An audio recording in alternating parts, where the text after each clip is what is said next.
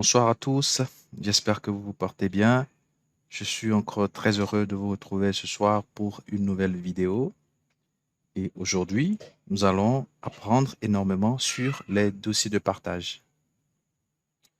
La voix que vous écoutez, c'est Malik, consultant chez Kiria Help, avec plus de 8 ans dans la formation professionnelle et académique. Je suis enseignant dans plusieurs universités privées à Lomé, comme par exemple ZIG Global Success, LBS, UKO et d'autres encore. Et bien évidemment, dans la vidéo passée, nous avons appris à créer les volumes. Aujourd'hui, nous allons continuer avec les dossiers de partage. Sans plus tarder, passons à l'essentiel. La première question évidemment à se poser est: quel est l'intérêt d'avoir un dossier de partage? Pourquoi il faut créer un dossier de partage? Eh bien, comme vous le savez, dans une entreprise, il est très important que les collaborateurs puissent s'échanger des données. Alors, il va exister plusieurs solutions qui vont s'offrir à ces employés. Par exemple, vous avez les supports amovibles comme les USB, les DVD, les disques durs que l'on peut utiliser pour se partager des données. Et comme vous le savez très bien, les clés USB vont être connectées à n'importe quelle machine. Les clés USB vont être apportées par les utilisateurs chez eux à la maison et donc possibilité de brancher ces clés USB à des machines qui sont infectées des virus. Et donc forcément, l'utilisation des supports amovibles reste dangereux, quoique pratique, mais ces supports sont dangereux et posent un véritable problème de sécurité dans les entreprises. Un second moyen que vous avez de pouvoir partager, échanger des données, ce sont les courriels. Rapidement, je peux envoyer un mail à un collaborateur et le collaborateur aussi également peut m'envoyer un mail et puis ainsi de suite, on pourra s'échanger des données. Nous avons également des applications de collaboration et des réseaux sociaux comme par exemple Teams, Zoom et WhatsApp qui sont des plateformes qui peuvent nous permettre de pouvoir échanger également des données. En dehors des applications de collaboration, nous avons le cloud computing, qui est un élément très sûr qui peut nous permettre de pouvoir échanger des données, de pouvoir sauvegarder des données, comme par exemple Google Drive le fait très bien. Vous avez WeTransfer que j'aime aussi beaucoup et la solution de Microsoft qui reste OneDrive. Également, on peut utiliser les serveurs de fichiers pour se partager des données en entreprise. Aujourd'hui, la solution que nous allons adopter est les dossiers de partage. Alors, qu'est-ce que c'est que les dossiers de partage? Comment est-ce que nous allons pouvoir créer des dossiers de partage? Voici ce que nous allons voir dans les prochains slides ou dans quelques minutes. Je vous présente alors l'architecture que nous allons mettre en place pour la réalisation de ce TP. Je vous présente deux machines virtuelles, une machine virtuelle qui sera le serveur, une autre machine virtuelle qui sera considérée comme le client. Les deux machines auront comme système d'exploitation Windows Server 2016. Le serveur sur lequel va se trouver le dossier de partage aura l'adresse IP 172.10.10.1 et la machine cliente aura la 172.10.10.2. Les deux machines auront comme commutateur un commutateur privé. Et donc, si vous avez besoin de plus d'informations et d'explications sur les commutateurs, vous pouvez vous référer à notre vidéo que nous avons déjà publiée concernant les commutateurs. Et donc, comme vous l'avez compris, le dossier de partage sera créé sur le serveur et à partir de la machine cliente, nous pouvons accéder très facilement à ce dossier qui est partagé sur le serveur. Sans plus tarder, passons à ce qui nous intéresse, qui reste la pratique. Je vous présente donc mon serveur qui a l'adresse 172.10.10.1. Voilà, c'est sur ce serveur que nous allons créer le dossier. Je vous présente également le second serveur qui va nous servir de machine cliente et qui forcément, comme on l'a déjà dit, aura l'adresse 172.10.10.2. Rendons-nous donc sur le serveur pour créer le dossier. Je vais créer mon dossier de partage sur le bureau. Clic droit, nouveau. Je lui donne le nom partage. Avant de commencer à créer le dossier de partage, il est très important que nous puissions vérifier la connectivité. Sinon, nous pouvons bien créer le dossier de partage, mais la machine cliente ne sera pas en mesure de pouvoir accéder à ce dossier. Donc, la première étape va consister à vérifier la connectivité. Et pour le faire, nous allons faire des pings vice-versa. J'ouvre mon invite de commande. Et ping 172.10.10.1. Ça marche parfaitement logique, c'est logique parce que c'est l'adresse IP du serveur. Nous allons maintenant essayer de pinguer la machine cliente. 172.2. Alors, malheureusement, nous n'arrivons pas à pinguer la machine cliente. Cela voudrait dire qu'il y a un problème. Et nous allons maintenant nous rendre sur la machine cliente pour justement aller voir ce qui se passe. Très sûr que nous avons affaire à une règle de pare-feu qui bloque le trafic. Donc, rendons-nous sur la machine cliente.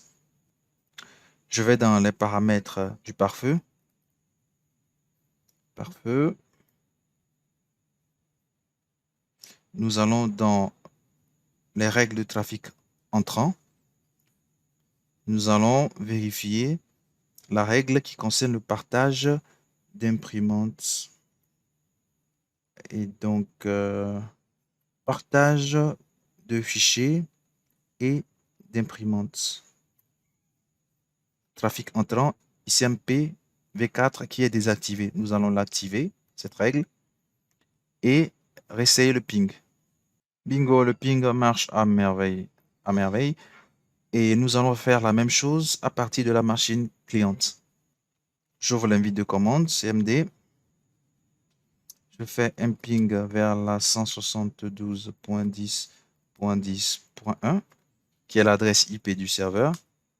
Également, j'ai un problème.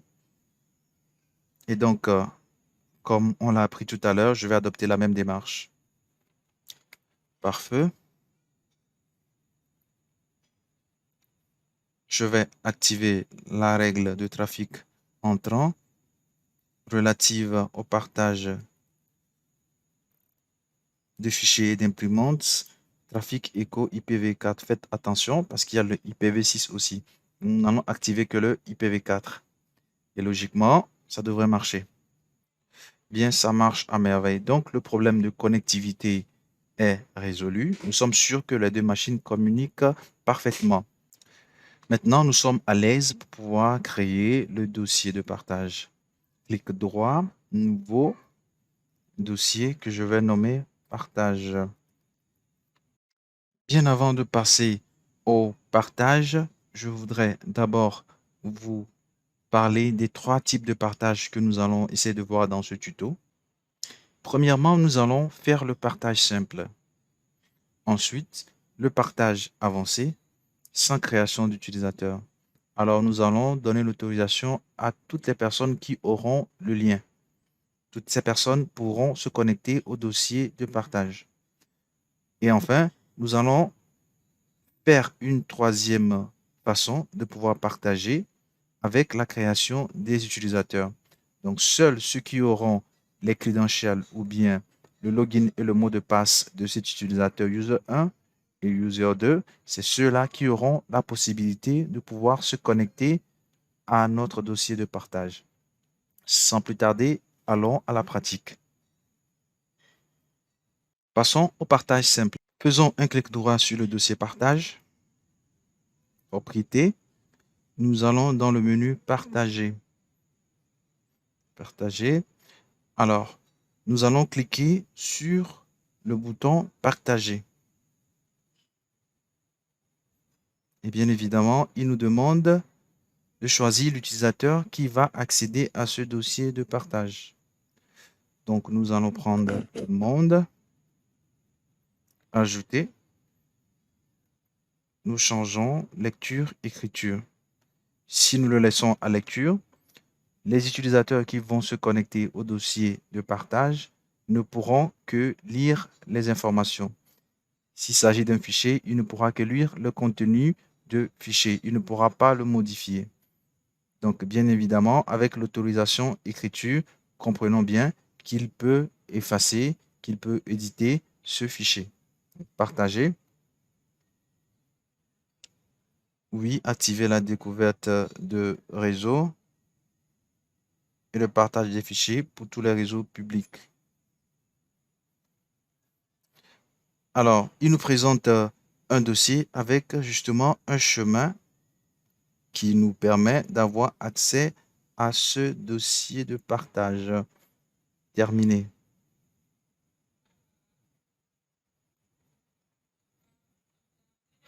Bien, nous allons maintenant, à partir de la machine cliente, essayer d'accéder à ce dossier de partage. Comment donc accéder à ce dossier de partage? Je vais ouvrir un explorateur de fichiers et suivez très bien. Je mets deux anti-slash, je mets l'adresse IP de mon serveur. Donc 172.10.10.1. Vous voyez qu'il y a un dossier qui se présente. J'ouvre le dossier Users. L'utilisateur en question était l'administrateur. Bureau. Et j'ai accès au dossier partage. Je vais donc essayer de créer un fichier dans ce dossier. Allons ensemble sur le serveur. Je vais créer un fichier nouveau. Je vais le nommer file 1. Et on va voir s'il est visible sur la machine cliente. Et comme vous pouvez le constater, depuis ma machine cliente, je peux accéder à ce fichier et même le modifier puisque j'ai le droit d'écriture. Bonjour, j'enregistre. Voilà, donc ceci reste la première méthode de partage de fichiers. Mais comme vous pouvez le constater, cette méthode est dangereuse tout simplement parce que j'ai la possibilité de remonter à la racine de mon dossier de partage. Cela voudrait dire que, en dehors de ce dossier de partage que l'utilisateur a mis à ma disposition, je peux bien voir tout ce qui se trouve sur son bureau. Je peux voir tout ce qui se trouve dans son répertoire personnel. Je peux accéder à ces documents. Je peux accéder à ces images, ce qui reste très, très dangereux. Et donc, je ne vous conseille pas cette façon de partager un dossier. Nous allons donc passer à la deuxième façon de partager un dossier. Nous passons à la seconde façon de partager un dossier. Il s'agit donc du partage avancé. Et donc, nous n'allons pas créer des utilisateurs, mais nous allons toujours utiliser tout simplement tout le monde. Bien, je crée un nouveau dossier que je vais nommer Share partage en anglais. Donc, je fais un clic droit, propriété, partage. Mais cette fois-ci, alors, comme vous pouvez le constater, alors, dès que je crée un dossier sur le bureau, immédiatement, ce dossier est partagé. C'est également le second danger qu'il y a dans ce premier type de partage que nous avions vu. Vous voyez bien que ce dossier-là, je viens de le créer, mais il est déjà partagé. Donc, ce que nous allons faire, c'est d'annuler le premier partage que nous avons fait. Comment annuler ou cesser le partage? Vous avez plusieurs façons de le faire. Soit vous faites un clic droit, partager avec cesser de partager, ou vous rendre dans le gestionnaire de l'ordinateur. Je préfère beaucoup plus celui-là. Et donc, je vais allez désactiver ou arrêter le partage. OK, oui. Et donc, je vais vérifier si le partage est toujours actif ou pas. Clic droit, partage. Bingo, le dossier n'est plus partagé. Share également, clic droit, propriété, partage. Share également n'est plus partagé. Donc, nous sommes donc à l'aise pour continuer le deuxième type de partage. Cliquons sur partage avancé. Nous cochons le bouton partager ce dossier. Alors, il nous présente une petite case qui nous demande de mettre le nom du partage. Alors, ce qui est bien, c'est que mon dossier, au départ, s'appelle Share, mais le nom de partage peut être autre chose que Share. C'est-à-dire que mon dossier initial s'appelle Share, mais je peux lui donner un nom de partage qui va servir à l'utilisateur. Je peux lui donner le nom, par exemple, on prend quel nom? Test. Voilà, test. Bien. Ensuite, limiter le nombre d'utilisateurs simultanés. Ça veut dire le nombre de connexions actives vers ce dossier de partage. Je peux le limiter au maximum au nombre d'utilisateurs qu'il y a dans mon réseau. Je vais mettre par exemple 2 ou 3. Ensuite, autoriser. Bien évidemment, nous allons choisir les personnes ici ou bien le profil de personnes ou le groupe de personnes qui doivent pouvoir accéder à ce dossier depuis l'extérieur. Donc, par défaut, nous prenons tout le monde et nous le mettons à modifier et lecture. Appliquer. OK. Appliquer. OK. Et voilà. Alors, vous comprenez que maintenant, le chemin d'accès à mon dossier est un petit peu différent de la première façon. Si vous avez bien remarqué, la première façon donne le nom du serveur, ensuite donne tout le chemin qui mène à ce dossier. Alors qu'ici, nous n'avons que le nom du serveur ajouté à notre nom.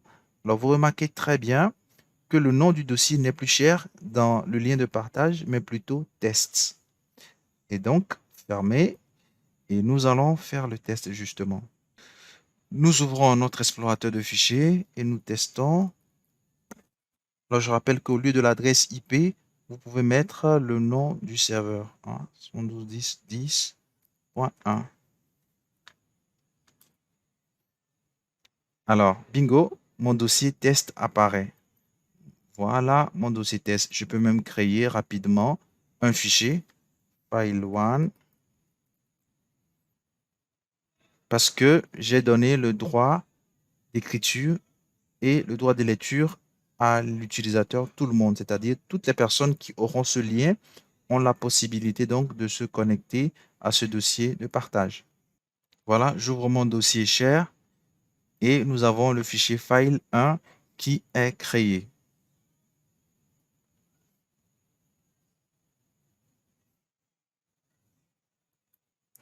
Il y a aussi une autre façon de faire. Je vais reprendre ce dossier partage, propriété, toujours la deuxième façon de partager. Partage avancé, partager ce dossier. Alors, je vais lui donner le nom test 1. Mais cette fois-ci, je vais ajouter le dollar. Nous allons comprendre tout à l'heure à quoi va servir le dollar. Je limite à 3 personnes. Autoriser pour tout le monde. Modifier lecture. Appliquer. OK. J'applique. OK. OK. Alors, vous voyez très bien que pour accéder, bien évidemment, à mon dossier partagé, il faut mettre ce lien. Voilà. Donc, je retourne sur la machine cliente. Voilà. je fais toujours la 172 10 10 1. Mais qu'est-ce que vous constatez? Si vous avez été très attentif, je le crois bien, vous allez constater que mon nouveau dossier que j'ai partagé n'apparaît pas ici. Je n'ai que le premier dossier test que j'avais partagé. Pourquoi? C'est à cause, vous vous rappelez, c'est à cause de ce dollar justement que j'ai mis. Mon dossier, mon second dossier de partage a été bien fait, mais il n'apparaît pas ici. Pour le retrouver, il me suffit de mettre le lien test